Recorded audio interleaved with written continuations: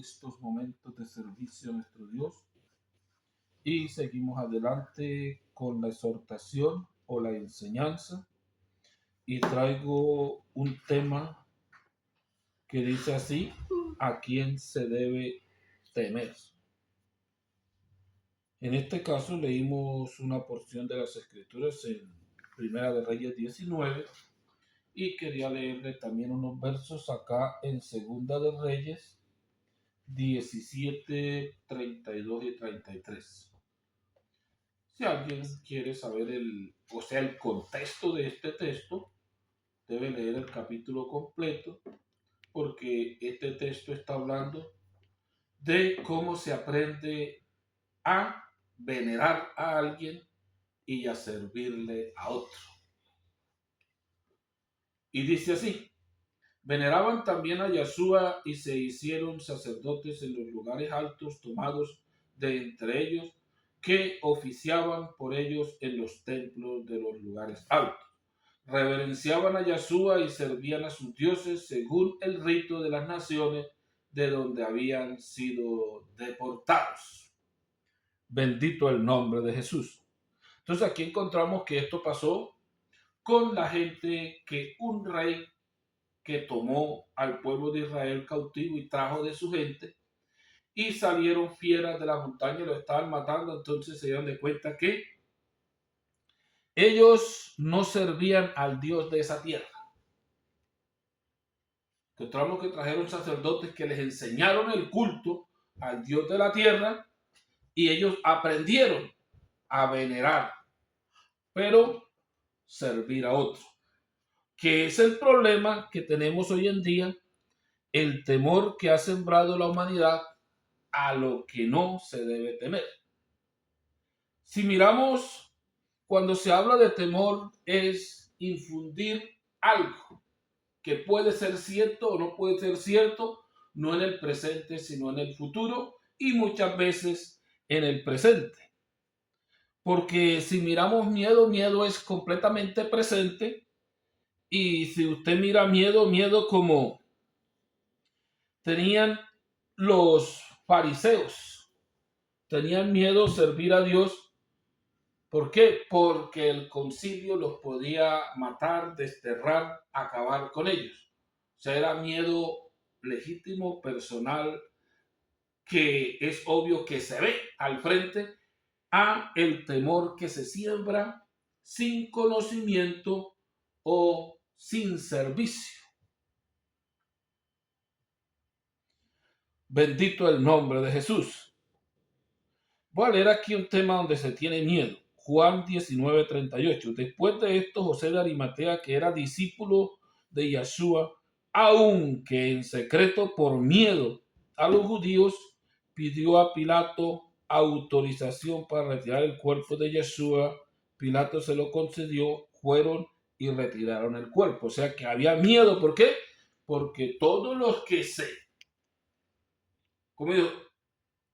se identificaran como siervos de Yahshua eran muertos, eran apedrados. O sea, hay un miedo que es actual, presente y futuro. Pero si miramos al temor, temor es algo que se siembra en una comunidad, en una familia, que se aprende a tener temor a algo cierto o no cierto. Por eso es bueno temer a Dios, pero en las cosas ciertas. En este caso lo encontramos en Primera de Reyes 19, cómo el pueblo de Israel cambió el temor a Dios por el miedo a los ídolos o por el miedo a los que se hicieron dueños de la tierra y de las personas. Porque cuando hablamos de ídolo a veces pensamos que es un monumento y la mayoría andamos predicando monumentos, no adoren ídolos. Pero si miramos las escrituras, ¿de qué traducieron ídolo? Lo traducieron de Baal. Baal quiere decir señor, dueño. Por eso para el marido de una mujer en Israel o en hebreo se le dice Baal, se le dice el dueño. Por eso dice, cuando Sara llamaba a Abraham mi señor, mi dueño, o sea que es Baalí, lo llamaba Baalí, o sea, mi dueño. Y cuando nosotros miramos a las razones a dueño, ¿Quién es el que se hace dueño de las cosas? Encontramos que la mayoría de las religiones son Baales. ¿Por qué? Porque son dueños de sus creyentes y andan amenazando con temores y prohibiciones que no llevan al arrepentimiento ante Dios, ni mucho menos a la salvación para poder entrar en el reino de los cielos. Pero por la falsa información que tenemos, nosotros andamos diciendo que Dios peleó contra los ídolos, contra unos muñecos de palo, de madera. Si usted lee los salmos, dice un ídolo nada es. Los ídolos de ellos son de plata, oro, madera. Si usted, ¿qué dice Pablo? Un ídolo nada es ni nada hace. Hablando de monumentos. Pero cuando se le hace un monumento a un palo, a un dueño, ese sí hace daño, porque es la representación del dueño, del señor, de un país, de una tierra o de una religión, que es lo que a nosotros a veces se nos lleva a confundirnos. Y casi no se ve gente predicando sobre la idolatría o sobre los señores, dueños de lo que no les pertenece. Que ese es el problema más grande que tenemos en estos últimos tiempos, que la mayoría tiene iglesias propias, o sea que son ídolos o dueños de personas o de religiones o grupos religiosos. Pero eso es un ídolo, no, porque nos sembraron algo diferente. Nos sembraron que ídolo es un muñeco, no, ídolo es un dueño, un señor. Pasa es que a veces no nos vamos un poco atrás y no miramos las escrituras. En el Antiguo Testamento, ¿qué es un Baal? Un Baal es un dueño, un señor. No es un ídolo, no es un muñeco. Por eso Baal Sefarim, el dueño de la tierra de Sefar. Baal Peor, el dueño de la tierra de Peor. O sea que el que mandaba en el pueblo de Peor era ese. Ese era el dueño. O sea, dueño de esto o señor de esto. Y cuando una mujer se casaba, quedaba propiedad de un hombre. Por eso le llamaba Baal o mi señor, mi dueño. Cuando Abraham tenía sus esclavos, ¿cómo le decían? Mi señor Abraham o mi dueño Abraham. Si lo lleva usted al hebreo, dice Baali, o sea, mi dueño. Entonces, bueno, nosotros mirar a quién es que estamos temiendo o a quién se debe temer. Según las condiciones del ser humano en estos tiempos, está temiéndole a Baales, o sea, a los dueños que tiene. Y los dueños que tiene lo están amenazando todos los días. ¿Para qué? Para que tema algo que nunca va a venir. Hermano, si usted se sale de aquí, le va a caer la ruina. Hermano, si usted sale de aquí, se le van a perder sus hijos. Hermano, si usted sale de aquí, va a caer. Eso le tienen maldiciones hechas y por hacer. Pero eso lo hace ¿quién? Alguien que quiere poner temor en un grupo de algo que no existe. Dios no está mandando a que tú vas a ser el peor de todos por no servirle. Lo que te vas a perder es la bendición de Dios y el plan que tiene Dios para la raza humana por no servirle. Dios no van a decir es que yo te voy a hacer 20 enemigos. Digo, no te voy a defender de tus enemigos, es diferente. Pero la gente está vendiendo cosas que no son reales y está colocando una en lugar de otra. Está colocando, como se dice, los dueños de los grupos en lugar de Dios. Y todo lo que hacen, lo hacen en nombre de Dios. Pero miramos que son Baales.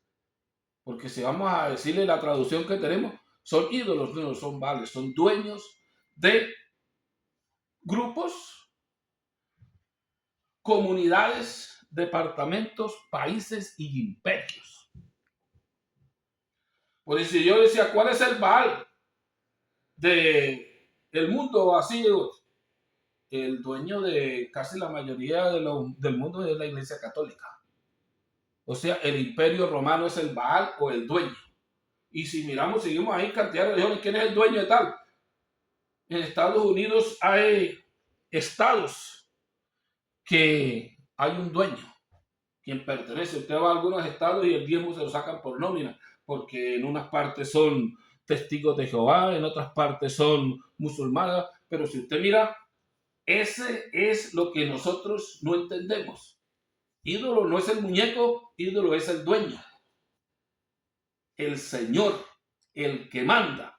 Ese es un ídolo. En los tiempos antiguos se llamaba a Dios, ¿cómo se llamaba? Baal, mi Señor. Para distinguirlo, ¿cuál es su Baal? Tenía que decir el creador de los cielos y la tierra. Y muchos para distinguirlo de el que manda en este país, el que manda en esta tierra, el que manda en este grupo. Aunque ahora tenemos maneras de distinciones que no las hacemos. Porque cuando hablamos de nuestro Señor, a veces pensamos que no es dueño, que Señor es un nombre. No, Señor es un atributo que se le da a alguien. ¿Por qué? Porque es el dueño, el propietario, el rey de algo y se le nombra Señor. Hay muchos que lo tienen como saludo. El Señor fulano de tal, pero viene de Señor, viene de señoría, de propiedad, autoridad. Y el Señor únicamente, el nombre del Señor lo recibía en ese tiempo un rey, mi Señor. Por eso encuentran los saludos del Antiguo Testamento, mi Señor el Rey. O sea, mi dueño el Rey. El Rey era dueño de un pueblo. Por eso, cuando encuentra usted los reyes nombrados por Yahshua, decían, y que no mande yo, que mande Dios de ustedes. O sea, que yo no vaya a ser el Baal de ustedes, el dueño, sino que Dios sea su dueño. Vamos a ver si podemos dejar que Dios reine. Y no se pudo en el tiempo de Israel, porque la gente se acogió más a las costumbres de los otros países, las otras naciones, de que tenían un dueño. Queremos que tener un rey, queremos tener un señor, un dueño, alguien que manda en nosotros, y miramos que Israel tuvo el dueño. Y ese dueño se hizo propiedad, o hizo su propiedad a Israel, que la llevó a la perdición. Por eso encuentra usted en la mayoría de los profetas que Dios sea nuestro rey, nuestro Señor. A veces nosotros, como estamos así despistados, miramos que Señor, rey, dueño son cosas diferentes. No. Señor es un atributo que se le da al dueño, al rey o al Señor de alguien. O sea, el mismo. Mi Señor, o cuando le hablo, el Señor es que sea de otro, y nosotros tenemos a nuestro Señor, nuestro dueño, nuestro rey. Entonces el punto importante es mirar a quién estamos teniendo. Hemos aprendido a dar una reverencia a Dios y le tememos al pastor, al líder del grupo o al ídolo del grupo.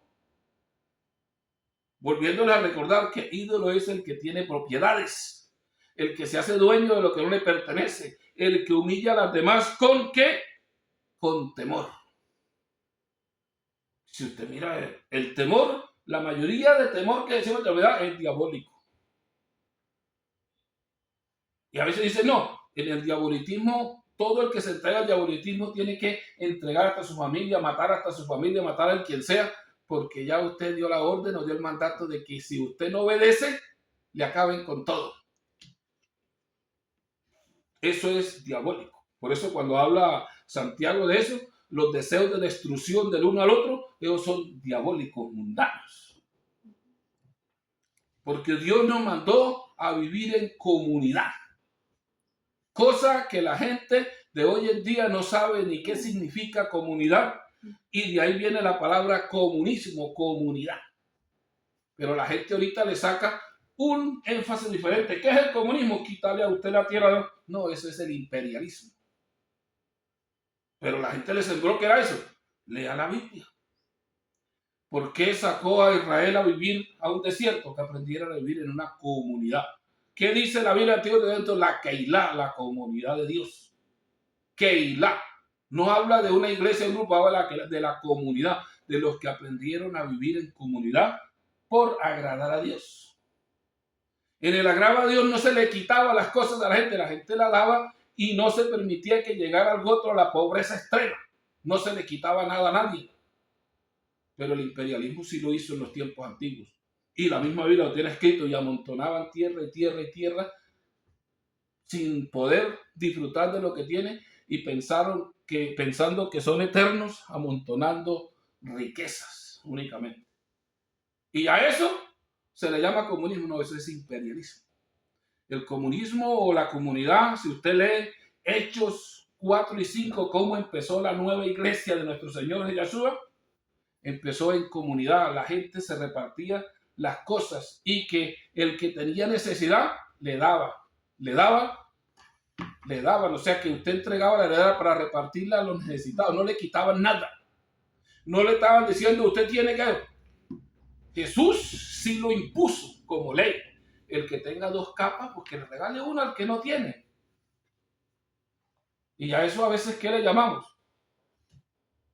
Ese es el imperialismo, el que promete pero no da. Pero nosotros, como aprender a vivir en comunidad, debemos de amarlo los unos a los otros sin caber en el mismo puesto. O sea, qué cosa difícil para la gente, los del mundo y los que predican, que no saben ni lo que hablan. Y le han cambiado a las cosas, le llaman a lo bueno malo y a lo malo bueno. Y por esa razón es que andamos y hemos caído donde hemos caído. Que la mayoría de las iglesias son imperialistas. ¿Por qué? Porque están despropiando al pobre y al menesteroso para hacerse ellos ricos y millonarios. Con un temor. Hermano, si usted no le da a Dios, se va a perder. Así no se salva. Hermano, si usted tiene que tener una ofrenda para Dios, traiga lo mejor para Dios. ¿Y a quién se la están dando? ¿A un pastor multimillonario? Eso es imperialismo. Eso es tratar un fascismo, tratar de al más pobre de humillarlo. Y Dios no nos mandó a vivir de esa manera. ¿Nos mandó a vivir a qué? A que compartiéramos con el pobre, con la viuda, con el necesitado. Y a que aprendiéramos a no quitarle la propiedad al pobre. Eso es lo que no enseñamos. Y cuando alguien llega a enseñar eso, ahí sí toca tener miedo. Dijo, nos tocó matar a este man porque nos está quitando la gente. Nos está levantando un pueblo contra nosotros. Sí, es verdaderamente contra ellos. Porque cuando un pueblo despierta, se levanta contra el líder que los ha engañado toda su vida. Y si no despierta, los tendrá cautivos todo el tiempo de su vida. Por eso cuando Jesús se refiere al temor en Mateo, y cuando hablo de temor, si usted mira qué dijo el mismo Jesús, dice, y por temor a la muerte muchos estaban cautivos. Y él vino ¿a qué? A sacar a los cautivos, que la muerte no era la pérdida. La pérdida era no poder salvar a nuestro espíritu de la ira venidera. Y en Mateo 10:28 lo dice de esta manera. No tengan miedo de la gente que puede destruir el cuerpo, pero no la vida que está en ustedes. Más bien teman a Dios, que tiene el poder de destruir totalmente, o sea, cuerpo y espíritu, al infierno. Para hablar de infierno también hay muchas, como se dice, especulaciones por falta de conocimiento, porque no saben qué es vivir en el espíritu. Y entonces por eso hay una especulación, cosa tremenda. Allá es una llama de fuego y te vas a quemar. Pero los espíritus no se queman. Lo que se queman son los cuerpos. Los espíritus son eternos. Entonces, por falta de conocimiento, estamos especulando de cosas que no conocemos. Y estamos colocando las comparaciones como si fueran realidades. O sea que tenemos que conocer mucho, mucho más la vida espiritual para no temer al mundo, sino temer a Dios. Porque cuando hay temor a Dios, puede haber temor a Dios sin respeto y sin obediencia a Dios. Voy, le hago reverencia, le hago culto y sigo haciendo lo que yo quiero. Y si nosotros miramos ejemplos, hay cantidades de ejemplos de esa manera, cómo reverenciar a Dios y obedecer. Cómo tener temor de Dios, pero no obedecer a Dios. Si quieren le voy a revelar un poquito la historia de Abraham, cuando tuvo que salir de su tierra y llegó y le dijo a su mujer, dile que eres mi hermana, porque pienso que aquí no hay temor de Dios. Aunque muchos mintió, no mintió. Ella era hermana de él, hija de diferente madre, pero del mismo padre. A veces las escrituras las tratan para torcerlas, para dar sus propias ideas, no lo que Dios ha dejado para darle al pueblo. En Génesis 20:11 dice, y dijo Abraham, es que me dije seguramente no hay temor de Dios en este lugar y van a asesinarme por mi mujer. Y al fin y al cabo encontró que sí había temor de Dios, que sí temían a Dios, que no obedecían ni tenían promesas. La promesa era para Abraham y su descendencia, no para ellos. Abraham tenía temor a Dios y recibió una promesa. Ellos temían a Dios, pero ni le servían ni le conocían, pero había un temor sembrado de generación en generación. ¿De qué? Dios destruye, Dios acaba, Dios hace esto, el otro, Dios da. Hay cualquier cosa. Dios no te hace esto, sembrando temores. A veces el temor se siembra hasta la madre con el niño pequeño. A Dios no le gustan los niños que no se toman la sopa y el niño cae y se revienta tomando lo que quiere agradar a Dios.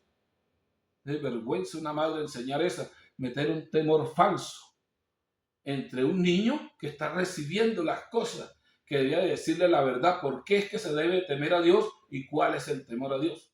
Y si me pongo a explicar esto, la mayoría de gente asusta con Dios a la familia, al vecino, a todo, a la congregación, al grupo, al país, pero no es para esto. Nosotros debemos de temerles en el modo espiritual. Porque Dios no vino a hacer un plan de hoy para mañana a sembrar cebollas. Él vino a sembrar olivos. Él vino ¿para qué? Para que no fuéramos a condenación. Es una orden que ha dado Dios de estar constituido. O lo escribe Pablo de esta manera, la orden que da Dios está constituida al ser humano que muere una vez después que venga un juicio. Muchos le temen al juicio, pero no saben la escapatoria. O muchos usan el juicio para poner temor a un pueblo y que les obedezca a ellos. Es obediencia a Dios. Temor a Dios es una cosa y temor a un pueblo es otra. Temor a los dichos de la gente es una cosa y temor al conocimiento que tengo de Dios. Si nosotros somos un espíritu dotado de un cuerpo, vamos a vivir eternamente. Entonces, ¿de qué me sirve a mí 100 años en la tierra en un caso que pudiera vivir 100 años si toda la eternidad la voy a pasar en sufrimiento? Si no voy a volver a tener un cuerpo, será un espíritu desnudo por toda la eternidad. Entonces, yo tengo de pensar es, ¿por qué temo? ¿Y cuál es la oferta? ¿Y qué nos espera a toda la raza humana? Ya no es porque yo me lo invento, sino porque está constituido por Dios. Porque Dios no se inventó de eso. Usted es pobre porque nació en una familia pobre. Usted es un maldiciones porque trae maldiciones generacionales. No, eso es falso. Todo el que tenga el conocimiento de Dios y lo busque, Dios se acerca y te recibe porque Él está llamando de todas las naciones un pueblo para su honra y su gloria. ¿Qué es lo que nos falta a nosotros? Conocimiento, y estamos temiéndole a los dueños, a los ídolos, a los baales. Y cuando esto lo repito, ídolos, no estoy hablando de monumentos ni de muñecos, estoy hablando de los que de los que son dueños y se hacen dueños de un pueblo, de un país, de una nación, de un imperio. Y lo atemorizan con la religión. Y con la religión someten a un pueblo para ellos vivir felices. Ya no necesitamos espada, necesitamos temor religioso, engañar a un pueblo con una religión y con eso lo sometemos. Y ellos se van ¿a qué? A sufrir con mucho amor. Y nosotros los seres humanos somos fáciles de convencer.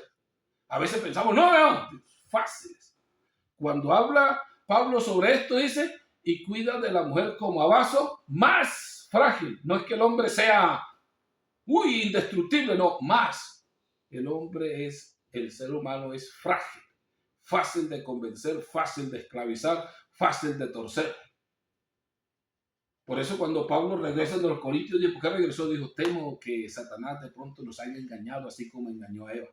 ¿Por qué? Porque Pablo sabe, o sabía o sabe en este tiempo, de que el ser humano es fácil de engañar. Llega algo otro con palabras bonitas y los engaña, pero nada de hechos. Porque nosotros somos más dados a creer a las palabras que a los hechos. Por eso cuando Pablo habla de su apostolado, dijo, ¿y cuál es el sello del apostolado que yo tengo? Que ustedes no lo tienen. Dijo, más sufrimientos y mucho poder de Dios en señales, milagros y prodigios. ¿Será que lo tiene un falso apóstol de hoy en día? ¿Ese sello? Usted lo encuentra y creo que se encuentra cero en el mundo. Los grandes apóstoles, esos que se nombran, tienen cero. Los pequeños predicadores del nombre de Jesús que están por ahí casi que escondidos, los tienen acechados. De esos se encuentran, pero pocos. Pero doy gracias a Dios que todavía habemos. Bendito el nombre glorioso de Jesús. Y si miramos tantas partes de la Escritura que hay sobre el temor, el miedo, el susto, la obligación, hay cantidad de cosas. La religión ha empezado con temor, miedo. Si usted estudia la historia de los fariseos y los saduceos, si usted se sale o nos hace la guerra o conoce la verdad y quiere salirse, lo sacamos. Y no lo sacaban de un grupo religioso, lo sacaban de toda una comunidad o de toda la parte donde ella. Nadie le iba a dar trabajo, nadie le iba a dar, que se quedaba aislado del todo. Y la gente tenía miedo. Y si de pronto sobrevivía, había que matarlo. Se parece ahorita como cuando un país no quiere servir al imperio y le cierran las puertas para que se muera solo, hay que matarlo. Estamos graves en estos últimos tiempos. Sí, hermanos, que hoy en día es mirar a quién le vamos a temer y saber qué es un ídolo en los días de hoy, que es un Baal, un dueño, un propietario de algo, alguien que se adueñó o se hizo rey de lo que no le pertenece. Eso es un ídolo. Esa es la idolatría que tenemos que luchar en estos días. No la que tienen por ahí sembrada, esa es falsa. Todos esos muñecos de madera y metal, eso es falso, eso no sirve para nada, no hace nada, ni bien ni mal. Pero estos que se hacen reyes, estos Baales, estos sí que se hacen dueños, esos son los que están haciendo daño a el mundo entero. Bendito el nombre de Jesús. Sí, hermano, que le dejo hasta aquí. Sigamos adelante, escudriña las escrituras, léalas y se dará de cuenta cómo es el propósito de Dios, cuál es el plan de Dios y de qué clase de idolatría habla Dios o de qué clase de esclavitud vino a sacarnos. De esos ídolos fue que vino a sacarnos Dios. Léala detenidamente y da de cuenta que esa fue la idolatría, no de muñecos. Bendito el nombre de Jesús. Sí que la marca.